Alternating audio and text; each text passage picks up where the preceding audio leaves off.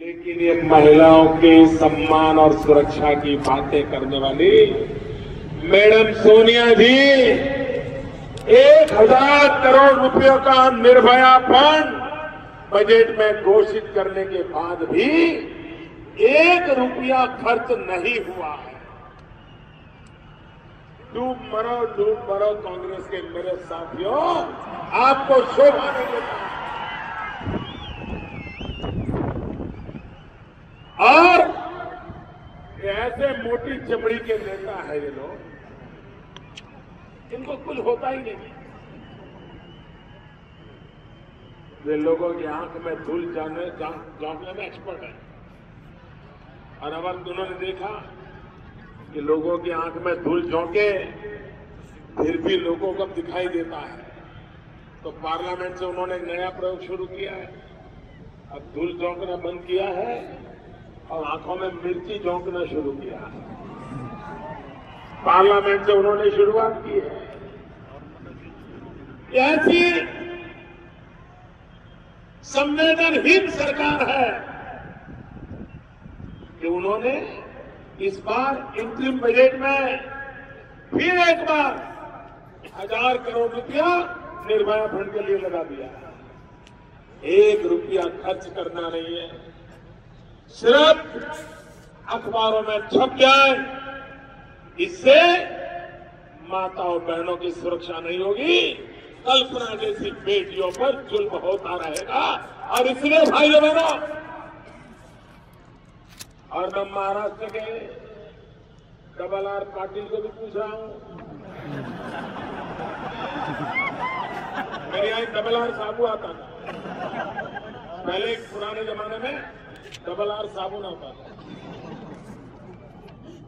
ये RRR पाटिल को भी पूछना चाहता हूं, और महाराष्ट्र के दिल्ली के गृह मंत्री श्रीमान शिंदे जी को पूछना चाहता हूं।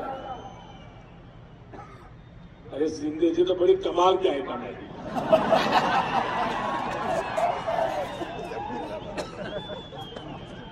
हमकरण हो जाए ना तो भी वो हंसते हुए बयान देते हैं।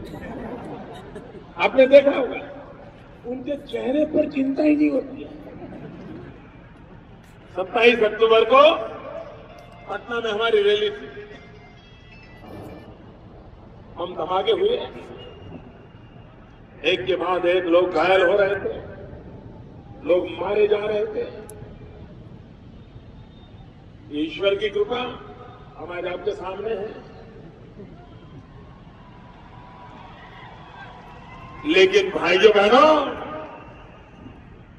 जिस समय पटना के अंदर बम धमाके हुए, लोगों को मार दिया गया, आतंकवादियों ने खूनी खेल खेला, उस दिन भारत के गृह मंत्री मुंबई में नट-नटियों के साथ,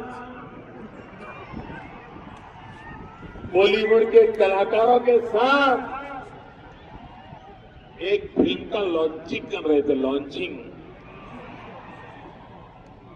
जिस देश के होम मिनिस्टर को आतंकवाद के इतने हमले के बाद भी नट-नटियों के बीच खड़े रह करके वीडियो रिलीज करने में प्रायोरिटी लगती हो, उस देश का सामान्य मानवीय सुरक्षित कहां से रहेगा? कहां से रहेगा? भाइयों बहनों, ये शरद पवार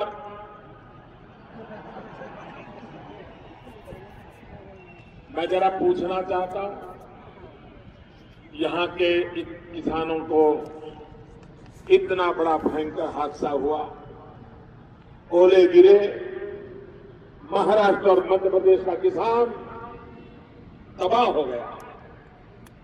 ओले गिरने के कारण फिर से एक बार किसानों की आत्महत्या का दौर चालू हुआ। मैं खुद यवतमाल गया, विदर्भ गया, किसानों के साथ बैठा, उनके परिवार की सूख ली। भाइयों बहनों, मुझे समझ नहीं आता है कि दिल्ली सरकार को ओले के कारण जो किसान तबाह हो गए हैं, उनके लिए संवेदना के तो शब्द कहने की फुर्सत नहीं है। आप मुझे बताइए, आप कोई किसान आए हो तो क्या ओले गिरने के बाद सरकार से कोई मदद मिली? दिल्ली सरकार से कोई मदद मिली? महाराष्ट्र सरकार से मदद मिली?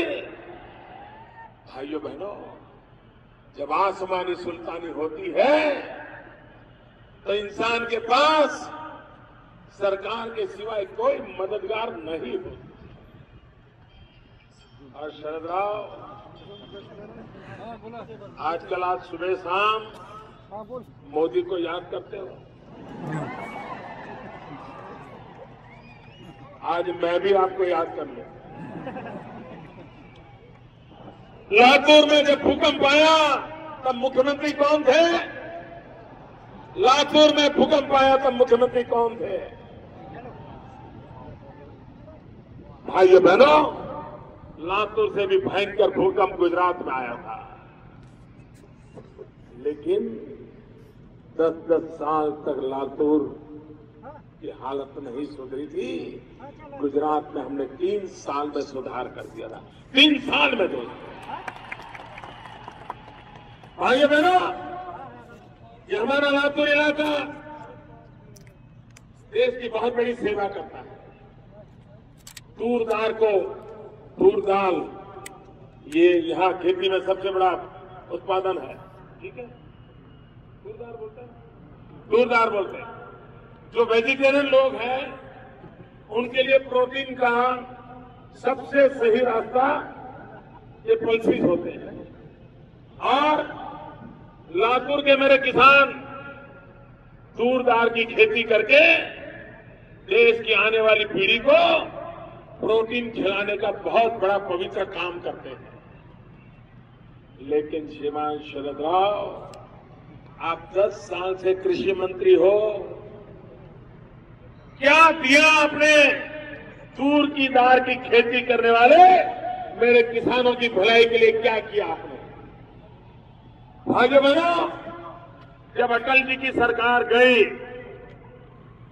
तब पहली बार देश में 1100 करोड़ रुपयों की तूर दाल इंपोर्ट की गई। 1100 करोड़ की। और ये महाराष्ट्र के कृषि मंत्री, शेतकरी नेता, इनके कारोबार का कमाल देखिए।